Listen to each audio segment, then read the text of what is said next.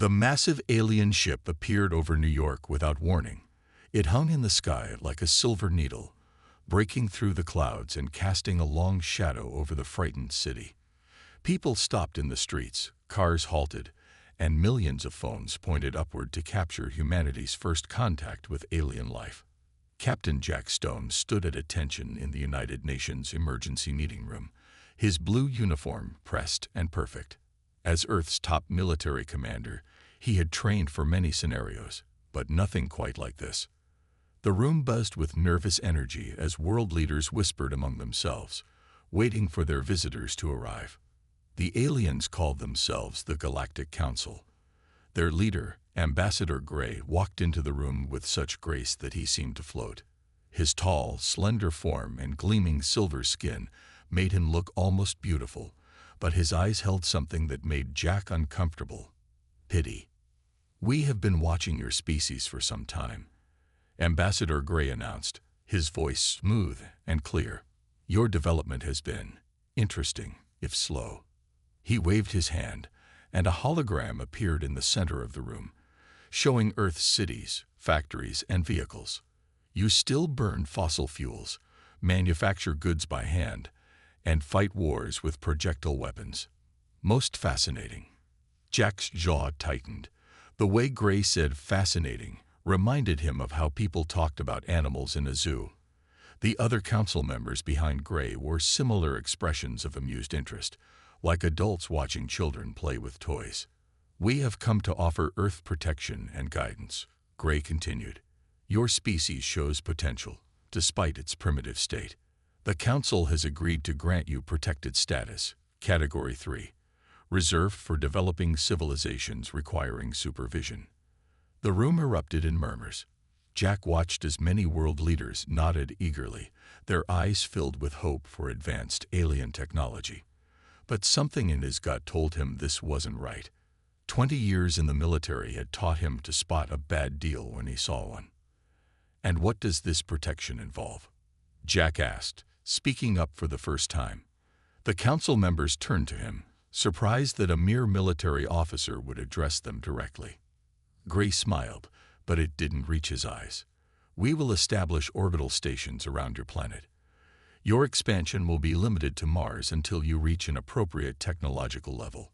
We will guide your development, prevent any external threats, and ensure you don't harm yourselves." "You mean control us," Jack said quietly, but firmly. The room fell silent. Gray's smile faded slightly. "Captain Stone, isn't it? Your species still wages war using explosives and metal projectiles. Your vehicles pollute your atmosphere. You haven't even mastered basic antimatter containment. Our guidance is not control. It's necessary protection." Jack stepped forward. "We may not have antimatter drives, Ambassador, but we've split the atom, sent probes beyond our solar system, and cured diseases that once killed millions. We've survived ice ages, asteroids, and our own mistakes. We're still here, still fighting, still learning." Gray waved his hand dismissively. Yes, very impressive for your level. But the galaxy is vast and dangerous. There are threats you cannot imagine with your limited understanding. The Council's protection is not optional. It's essential for your survival." The meeting continued for hours. Jack watched as Earth's leaders signed away their independence, piece by piece, all for the promise of advanced technology and protection. The council members smiled their superior smiles, already beginning to instruct humans on how to properly develop their civilization. That night, Jack stood at his office window in the military headquarters, looking up at the alien ships now visible in orbit. His computer screen showed reports from around the world, alien advisors taking positions in major governments, council technology being installed in strategic locations, and new restrictions on human space exploration. "They think we're primitives," he muttered, picking up an old photo of his grandfather, who had fought in World War II. "But they don't understand what humans can do when we're backed into a corner." The phone on his desk rang. It was Admiral Walker from Space Command. "Jack, you need to see this," she said, her voice tense. Our deep space monitors just picked up something strange. The Council ships, they're positioning themselves like they're expecting an attack. Jack looked up at the night sky again, where the Council ships twinkled like new stars. They called humans primitive, but Jack had a feeling they would soon learn that primitive didn't mean weak. Something was coming, and humanity's so-called protectors might soon need protecting themselves. 3 months after first contact, the world had changed in ways both big and small. Sleek alien towers now rose above major cities, their smooth surfaces reflecting the sunlight. Council advisors walked the streets, teaching humans how to be proper galactic citizens. Every day, more Earth technology was replaced with Council-approved alternatives. Jack Stone watched from his office as workers removed an old radar installation, replacing it with a Council scanning device. The new technology was better, everyone said. Cleaner, more efficient, more advanced. But it came with strings attached, strings that felt more like chains with each passing day. "Sir, you need to see this," said Tom, his young assistant, rushing into the office with a tablet. "The Council just announced new restrictions on our Mars colony." Jack took the tablet, his face hardening as he read. The Council had decided that human presence on Mars needed to be optimized. Half the colonists would return to Earth. Council supervisors would oversee all remaining operations. Any expansion would require Council approval. "They're not even trying to hide it anymore," Jack muttered. He pulled up another file. A secret report from Admiral Walker. She had been tracking Council ship movements for weeks, noting patterns that didn't match their public statements. Their protective fleet seemed more focused on watching Earth than watching for external threats. The phone rang. Captain Stone. Ambassador Gray's smooth voice filled the room. "Please join us at the Council Tower. We have wonderful news about your species' development path." The Council Tower stretched into the clouds, a monument to alien superiority. Inside, everything was white and chrome, making Jack's simple blue uniform feel outdated and crude. Gray met him in a room filled with holograms of Earth's cities. "Captain, we're pleased with how quickly humans are adapting to proper civilization," Gray said, gesturing to the images. "See how much cleaner your cities are, how much more efficient. In just a few centuries, you might be ready for limited interstellar travel." Centuries. Jack kept his voice steady despite his shock. "We already have ships capable of reaching nearby stars." Gray laughed softly. "Oh, those dangerous chemical rockets." No. Proper species use approved methods of travel. We've already begun dismantling your more primitive space programs. For safety, you understand." Jack watched as more holograms appeared, showing Council ships systematically shutting down human space operations. His fists clenched behind his back. "And what about defense? We've detected unusual activity in the outer solar system." "Nothing for you to worry about," Gray said dismissively. "The Council protects all developing species. Simply focus on learning from us." Speaking of which, he pressed a button, and a new hologram appeared. "We're implementing new educational programs. All human military training will now follow Council guidelines." That night, Jack met secretly with Admiral Walker in an old bunker deep underground. The Council's sensors couldn't penetrate this far down. One advantage of being primitive. "They're lying to us, Jack," Walker said, spreading out paper maps. "Another technology the Council couldn't track. Look at these patrol patterns. They're not guarding against external threats.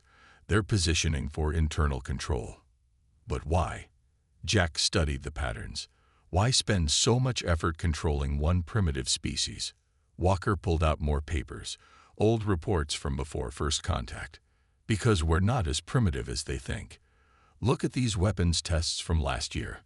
Our crude nuclear devices, our simple ballistic missiles, our outdated electronic warfare systems." Jack's eyes widened as he understood. "We may not have their technology, but we have things they don't expect," Walker finished. "Things they've forgotten about in their rush to be advanced. And I think we're going to need them soon." A young officer burst into the room.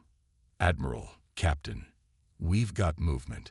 Massive energy signatures at the edge of the system.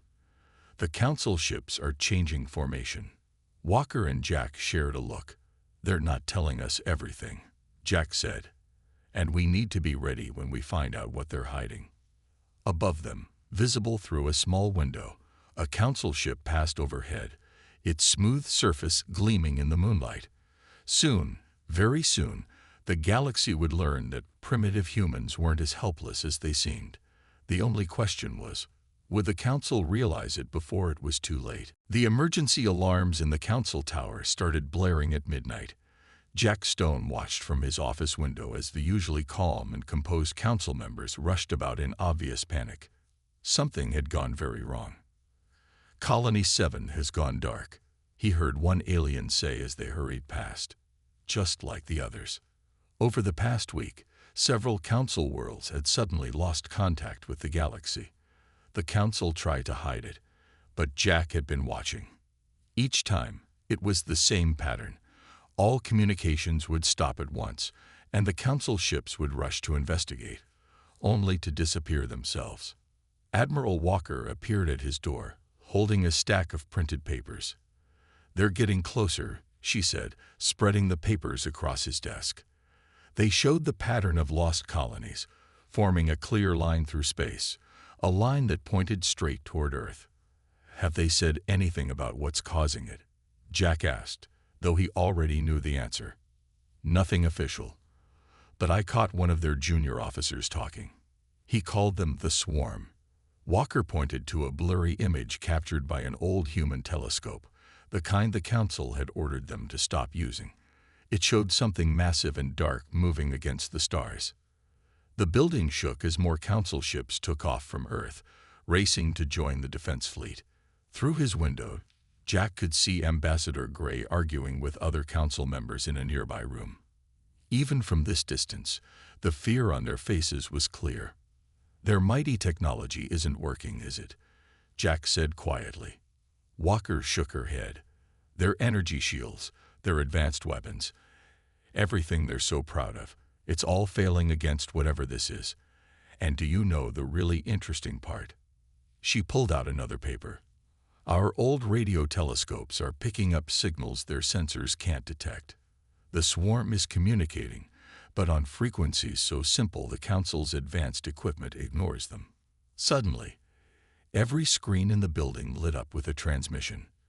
A Council defense fleet had engaged the Swarm near Jupiter. Jack and Walker watched as sleek Council ships fired brilliant energy weapons at a mass of dark shapes. The weapons seemed to pass right through the Swarm ships, like shooting light into a cloud of smoke. "Their shields aren't working either," Walker noticed. "The Swarm, they're using some kind of physical projectiles. Simple, solid matter. The Council's energy shields aren't designed to stop something so primitive." The transmission ended abruptly as the Council fleet fell. The dark mass continued moving forward, now clearly visible even from Earth. It looked like a cloud of insects, thousands of small ships moving as one. Ambassador Gray burst into Jack's office, his usual calm completely gone. "Captain Stone, we need to evacuate Earth immediately. This threat is beyond your comprehension. We'll relocate your species to a safer world, under full Council protection, of course." Jack stood up slowly. "No." Gray blinked in surprise. "No, Captain, you don't understand. These creatures, the Swarm, they've already destroyed 12 of our worlds. Your primitive defenses would last seconds against them." "Maybe," Jack said, sharing a look with Walker, "or maybe that's exactly what we need." Before Gray could respond, another alarm sounded. The Swarm had reached Mars. Everyone watched the screens as the small human colony faced the approaching enemy. The Council defense ships there had already retreated, leaving the humans to their fate. But then something unexpected happened. The old nuclear missiles humans had stored on Mars, the ones the Council had called obsolete, launched toward the Swarm. Simple, solid warheads, carrying simple, brutal explosions. The kind of weapons the Council had evolved beyond centuries ago. The explosions tore through the swarm ships. Their advanced armor, designed to reflect energy weapons, provided no protection against the primitive force of nuclear fire. For the first time, the swarm scattered in confusion. Gray stared at the screen in shock. Walker smiled, and Jack stepped forward, facing the ambassador. "Now then," Jack said, "I think it's time we discussed a new relationship between Earth and the Council, because it looks like you need our primitive weapons a lot more than we need your protection." The war room deep beneath the Rocky Mountains hadn't been used since the Cold War. Now it buzzed with activity as military leaders from Earth sat alongside Council representatives, studying maps and planning humanity's defense. "The swarm has destroyed 3 more Council worlds," Admiral Walker reported, pointing to red marks on a star chart. "But they're moving slower now. The Mars defense showed them we can hurt them." Ambassador Gray stood at the back, watching humans work with a mixture of disbelief and desperate hope. The mighty Council fleet had been cut in half. Their most advanced weapons had failed. Now they were putting their faith in what they had called primitive just weeks ago. "Walk us through the plan again, Captain Stone," Gray said quietly. Jack stepped up to the main screen, where images of old Earth weapons flashed by. "The swarm adapted to fight your energy weapons and shields, but they've never faced kinetic weapons, nuclear devices, or electromagnetic pulses. We've been practicing war with these primitive tools for centuries." He pressed a button, showing footage from the Mars battle. "See how they react to physical explosions. Their ships are strong against energy attacks, but fragile against solid matter. They don't even try to dodge bullets or missiles. They don't recognize them as threats until it's too late. We've already started converting old nuclear submarines for space combat," Walker added. "No fancy energy signatures for them to detect. Just good old metal hulls, nuclear power, and ballistic missiles. Silent hunters, just like they were in the oceans." A young officer rushed in with new reports. The swarm had just hit another Council world, but this time, something was different. The Council ships there had copied Earth's strategy, using simple metal projectiles and nuclear warheads. They'd managed to drive the swarm back. "It's working," Gray whispered, looking at the report. "Such a simple solution. How did we not see it?" "Because you were too advanced," Jack said. "You forgot the basics while reaching for the stars. Sometimes the old ways are the best ways." The room shook as another wave of modified Earth ships launched from the surface. They weren't pretty like Council ships, just metal tubes packed with weapons and courage. But they worked. "We've modified World War II tactics for space warfare," Walker explained to the Council members. "Convoy systems, wolfpack attacks, depth charges, just changing water for vacuum. The swarm fights like insects, but we've been dealing with insects for thousands of years. You burn them, you spray them, you hit them with blunt force." The main screen lit up with a new transmission. A swarm fleet had appeared near Venus, larger than any seen before. But Earth was ready. "All units, execute Operation Legacy," Jack commanded. The space around Venus filled with light as hundreds of nuclear missiles launched from hidden positions. Old satellites, repurposed as weapons, released clouds of metal pellets. Modified fighter jets, made spaceworthy with minimal Council tech, dropped electromagnetic pulse bombs. The swarm, expecting energy weapons, flew straight into the barrage. Their ships, designed to reflect and absorb advanced energy attacks, shattered under the impact of simple metal and nuclear fire. The few that survived fled, retreating into deep space. In the war room, humans and Council members watched in amazement. The largest swarm fleet yet had been defeated by the very weapons the Council had dismissed as obsolete. "There's a saying on Earth," Jack told Gray as they watched the swarm retreat. "Sometimes the best tool isn't the newest one. It's the one that works." Gray nodded slowly. "We have much to learn from Earth. Our advancement made us forget our foundations. Will you teach us?"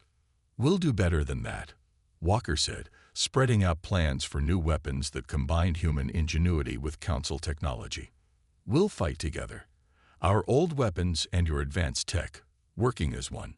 The swarm won't know what hit them. The war room filled with new energy as humans and Council members began working together, truly as equals for the first time. Above them, Earth's primitive fleet moved into defensive positions, ready to protect not just humanity, but the entire galaxy.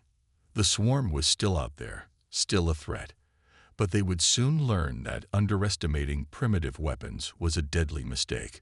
Sometimes, the old ways were the best ways, and humanity was about to prove it to the entire galaxy. The old nuclear submarine, now converted for space warfare, drifted silently through the asteroid belt. Inside, Captain Jack Stone stood in the control room, watching his crew work with a mix of old submarine equipment and Council technology. The HMS Challenger had been hunting swarm ships for 3 weeks now, using the same silent running techniques that had worked in Earth's oceans for centuries. "Contact," whispered the sonar operator. Though they weren't using sonar anymore, the old term stuck. "Swarm fleet moving through Sector 7. They haven't spotted us." Jack smiled. The swarm's advanced sensors were tuned to detect energy weapons and shield signatures. They couldn't find a cold metal tube floating in space, powered by nuclear engines running at minimal output. "Launch positions," he ordered quietly. Across the ship, crews loaded the missile tubes with special weapons designed by Admiral Walker. They combined Earth's primitive nuclear warheads with Council quantum technology, creating something the galaxy had never seen before. Multiple launches detected from the swarm fleet, another crew member reported. They're attacking the Council defense line near Jupiter. The Council ships, now equipped with physical armor alongside their energy shields, held their ground. They'd learned from Earth's example, but they weren't the real threat to the swarm. They were the bait. "All tubes, fire when ready," Jack commanded. The Challenger shuddered as it launched its full spread of missiles. Across the asteroid belt, 5 other converted submarines did the same. The missiles, looking like simple nuclear weapons to swarm sensors, shot toward the alien fleet. But these weren't simple nukes. As they approached their targets, the warheads split apart, releasing clouds of Council nanobots mixed with old-fashioned metal shrapnel. The swarm's defenses, designed to stop energy weapons, did nothing against this hybrid attack.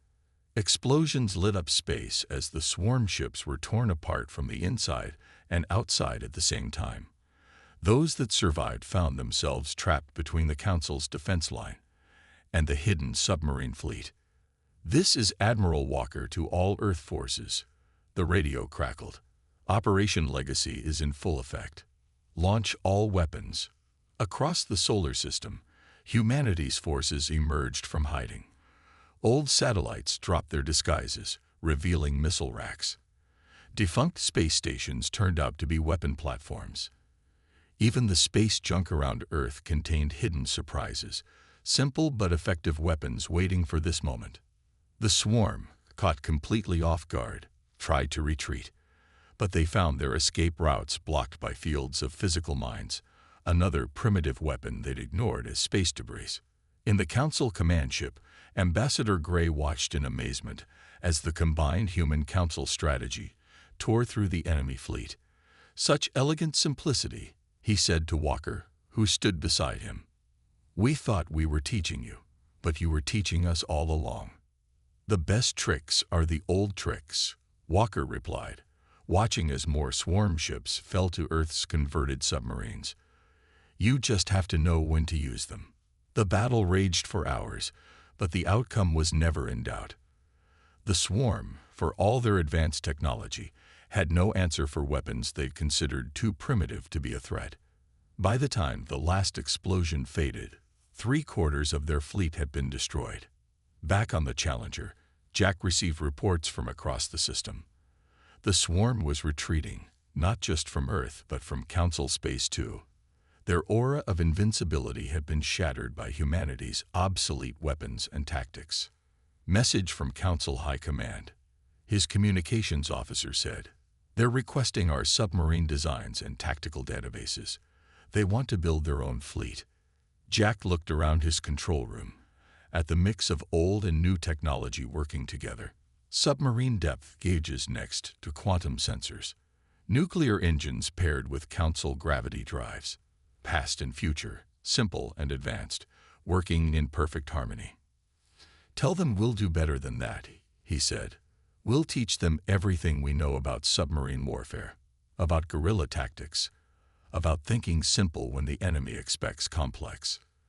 The Council, who had once looked down on humanity as primitives, were now eager to learn Earth's primitive ways.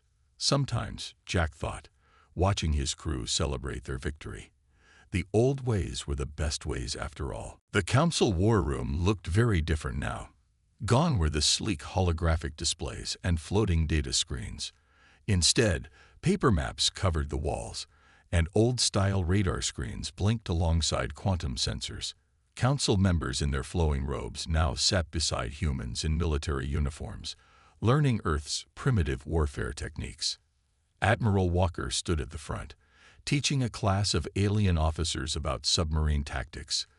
"The key is silence," she explained, pointing to diagrams of Earth's converted space submarines. "No energy signatures, no shield harmonics, nothing fancy. Just cold metal and patience." The aliens took notes eagerly. 6 months had passed since Operation Legacy turned the tide of war, and the Council had embraced Earth's military methods with surprising enthusiasm. Every Council world now had its own fleet of space submarines, built using Earth designs. Jack watched from the doorway, remembering how these same aliens had once looked down on human technology. Now they treated old Earth military manuals like precious treasures, studying World War II tactics and Cold War strategies with dedication. "Captain Stone," Ambassador Gray called, hurrying up with a tablet. "The swarm has been spotted in the Centauri system, but this time, we were ready." The tablet showed footage from the battle. Council ships, now painted in dark colors instead of their usual gleaming silver, moved like Earth submarines through space. They carried physical armor, ballistic weapons, and simple nuclear warheads. When the swarm attacked, expecting the usual energy weapons, they found themselves fighting an enemy that had learned to think like humans. 3 swarm ships destroyed, no Council losses, Gray reported proudly. "Your tactics work perfectly. The swarm doesn't know how to fight an enemy that uses primitive weapons." In the ship construction yards around Earth, Council engineers worked alongside human technicians, building a new kind of fleet. The ships combined the best of both worlds. Council quantum drives covered in simple metal armor, advanced sensors paired with old-style radar, energy weapons alongside ballistic missiles. "Look at this," Walker said, showing Jack a report. "The swarm tried to attack a Council colony world yesterday. They ran straight into a minefield. Actual, physical mines, just floating in space. When they tried to retreat, submarines were waiting. Classic ambush tactics." The swarm had grown desperate. Their advanced technology, designed to fight the Council's energy weapons, had no answer for humanity's older but effective methods. Every time they attacked, they found their targets using Earth's strategies against them. "Message from Council High Command," a young officer reported. "The swarm is pulling back from all Council space. Long-range scouts show them retreating to their own territory." The room erupted in cheers, but Jack noticed something in the report that made him smile even more. The Council scouts that had tracked the swarm weren't their usual high-tech probe ships. They were modified Earth spacecraft, simple and sturdy, using basic radar and radio signals that the swarm's advanced sensors overlooked. "We've been invited to join the Council's Defense Committee," Walker told Jack later, as they watched Earth's submarines launch for another patrol. "Not as students or primitives, but as teachers. They want us to train their fleet commanders."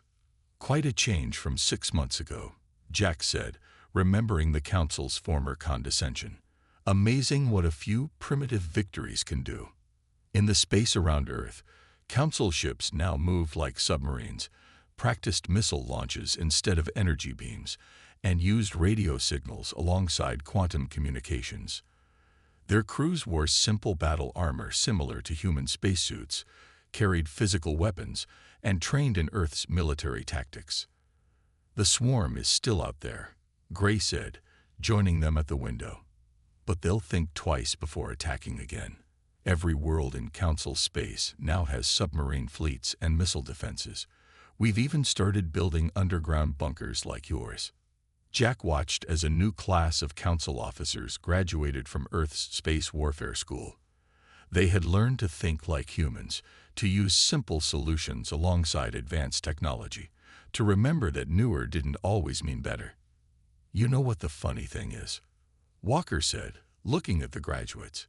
"We didn't have to change who we were. We didn't need to become more advanced. We just needed to show them that sometimes the old ways are the best ways." The Council had finally learned that true advancement meant respecting all kinds of knowledge, whether it came wrapped in quantum fields or simple steel hulls.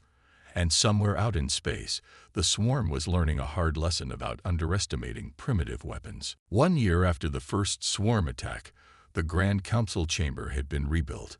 But now, instead of just sleek alien architecture, it featured elements of Earth design. Strong stone columns stood alongside quantum field generators. Simple steel doors had replaced energy barriers. Like everything else in Council space, it was a blend of old and new, primitive and advanced. Jack Stone stood before the Council wearing his dress uniform, feeling the weight of history on his shoulders. Around him, representatives from 100 alien worlds watched as humanity took its rightful place among the stars. "Captain Stone," the Council leader began, "1 year ago, we called your people primitive. We were wrong. You taught us that true wisdom means respecting all kinds of knowledge, whether it comes from advanced quantum physics or simple nuclear submarines." Admiral Walker, standing beside Jack, smiled as she remembered their secret meetings in underground bunkers, planning what had seemed like impossible victories. Now those same bunker designs were being built on every Council world, just in case they were ever needed again. "The swarm has retreated to the edges of known space," the leader continued. "Our scouts, using your submarine tactics, report they're licking their wounds, learning to fear the primitive weapons they once ignored. Thanks to Earth's strategies, the galaxy is safe." Ambassador Gray stepped forward, holding an ancient Earth book, The Art of War by Sun Tzu. The Council had made copies of it, translating it into every alien language. "We thought we had evolved beyond the need for such basic wisdom," Gray said. "We were blind to the power of simple solutions."